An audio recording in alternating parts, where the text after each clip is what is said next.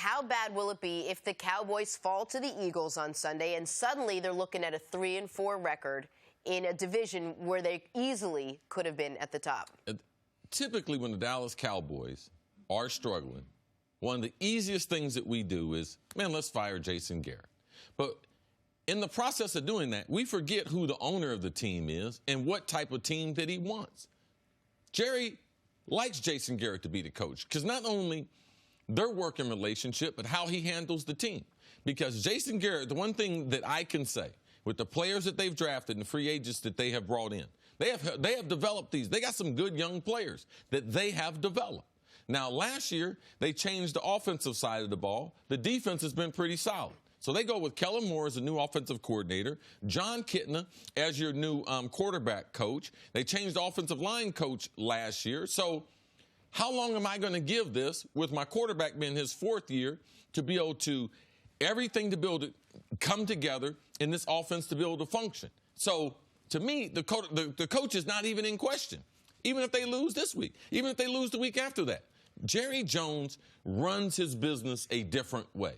And every coach, even if he's a good coach, can't coach the Dallas Cowboys because he can't deal with Jerry and his son Steven on a daily basis and the optics that surround the Cowboys and the hype of the Cowboys every single year. You have to be a different type of person. Now, I believe that Jason, even though people think that they have underachieved, I don't think that they've underachieved. And when the players, his marquee players, are healthy, the Dallas Cowboys are a good football team. Now, people will say, well, these other coaches, they have backups in there. Who?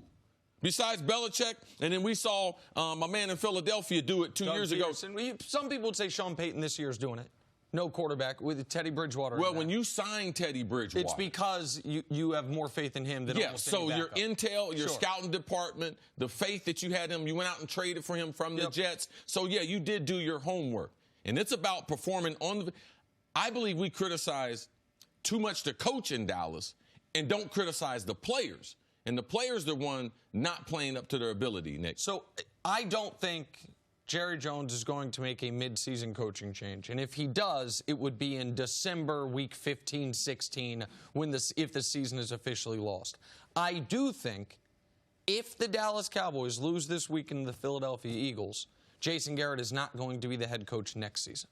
Because if they lose this week to the Philadelphia Eagles, which would be their fourth straight loss, which would put them under 500 nearing the midway point of the season, which would put them in a spot where they have a bunch of you look at how their schedule fell. First 3 games of the year against 3 of the easiest opponents imaginable. You get the Saints without Drew Brees. You get the New York Jets, albeit with Sam Darnold, but his first game back. Then you get the Philadelphia Eagles, a team that is struggling right now, just got crushed. You can't win any of those football games.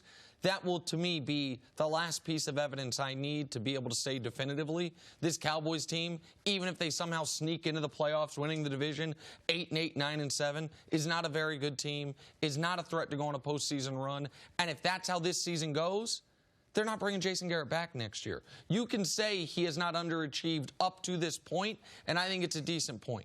But given the talent on the roster this year, if this team this season doesn't build on what they did last year, that will be underachieving. And it will be underachieving when Jerry Jones has no exit route this year because it's either fire him or don't bring him back or give him a contract extension.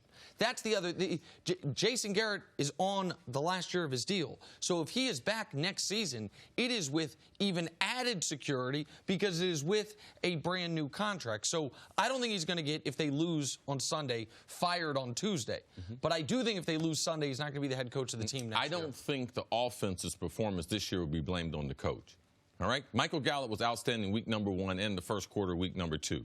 He gets hurt. We know both offensive linemen get hurt within a game and a half of each other. Zeke misses all of training camp. All right? So Amari Cooper now has been banged up for the last couple weeks after coming into the season injured. When you're there and you're looking at those injuries every single day compared to us just watching the games and everything, I believe that Jerry thinks that, man, if my guys were healthy, if they had a healthy starting lineup, all through the board offensively, and they still had the same record, then we could have this conversation. But, Jerry, it takes time. They got a new offensive coordinator. They've had changes all up and down the lineup. So for me, it still takes a little more patience with Jason Garrett as far as the offense and what they should be doing. I have a question. Do you think that this 3-game skid and potentially a 4-game skid if they lose to Philadelphia will table any contract talks at all with Dak moving forward? We have not talked about that for a while. Remember, Dak is still on a downward slide almost. Well, and the whole team is, but no, I don't think it will. Now, it might make it to where Dak is more likely to accept whatever the best offer the Cowboys have presented is. But one of the reasons I think Jason Garrett is in such jeopardy if they lose is Jerry's not going to blame his quarterback. Jerry loves this guy. Jerry wants this guy to be the franchise quarterback in the Dallas Cowboys for the next decade. So But he should be giving Jason Garrett some of the credit for developing him. If you love him, he didn't come in here developed. Sure, but if he wanted to give him a lot of credit for that, he could have done that in the form of a contract extension this offseason. Whether Jerry said it or not, he made it very clear that Jason Garrett was going to be evaluated on this season. And he should be. Right, and I think that's fair. And the one question I have for you before we move on is, when you bring up the injuries, you mentioned how excited you are the NBA is coming around. I think in the NBA, if you have a team wrecked due to injuries, it's totally fair to almost throw the year out, not judge anyone poorly, because injuries in the NBA, other than the mild, the occasional ankle sprain, are somewhat outlier events. In the NFL, when there is a guaranteed injury rate, the question is just how high for every team. Isn't it fair, part of how you judge a coach, how well they deal with the inevitable injuries? No, because you can't replace star players. Star players do too much of the bulk of the work for replacement players to do it. No. The star players in the NFL, if you lose them, there is no replacement. It's different when you got less moving parts. All right, you got a guy on offense and defense in the NBA. If a guy's not a good shooter, you bring in a shooter. Guy's not a good defender, you bring in one. When you lose speed, you lose reception, you lose blocking ability, it affects everything, the trickle-down effect. I got to protect my left tackle. I haven't had to protect my blind side for 8 years. Wow. Now my right tackle's out. So now even the game, putting it back to the tailback, the game I depend on, I can't even do that. Football is the ultimate team game. And when you remove one of those huge dominoes, that being a star player, it's impossible to replace their productivity. Now, we see a few coaches do it, but in the league, it is very, yes, do we get ready for injuries? Yes, but there is no plan to lose a star player. Look at the Chargers. They lost some star players. Have they recovered? No. Right. No, absolutely not. Thanks for watching. Subscribe here to get the latest from the show. Also, be sure to check out more of the best clips from First Things First, or go watch a few segments from our other shows on FS1.